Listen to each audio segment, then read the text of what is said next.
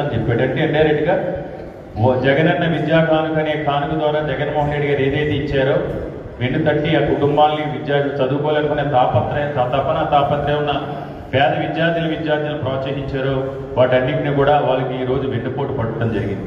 విద్యార్థుల తల్లిదండ్రులకి ఈరోజు జగన్మోహన్ రెడ్డి గారి సారథ్యంలో స్కూల్ ఏ విధంగా ఉండే మనం చూసాం.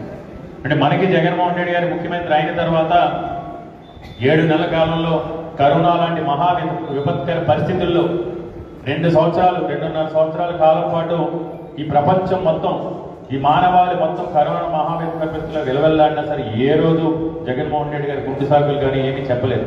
ఏ రోజు రాష్ట్ర ఆర్థిక పరిస్థితి గురించి మాట్లాడలేదు. కరోనా ఉంది, నేను అమ్మఒడి ఇవ్వలేను, నేను విద్యాకానికి ఇవ్వలేను, నేను డ్వాక్రా అక్కచెల్లో రుణమాఫీ చేయలేను, నేను మత్స్యకార భరోసా ఇవ్వలేను, నేను చేయితే ఇవ్వలేను అని ఏ రోజు కూడా చెప్పలేదు. ఈ తండ్రి కొడుకు డిప్యూటీ సీఎం, ఆయన డిప్యూటీ సీఎం గారు ఏం మాట్లాడు, ప్రశ్నించడానికే పార్టీ పెట్టానన్న పెద్ద మనిషి కనీసం ఆయన సిగ్గుపట్టలేదు. ఒక ఫిలిం స్టార్ అయి ఉంది.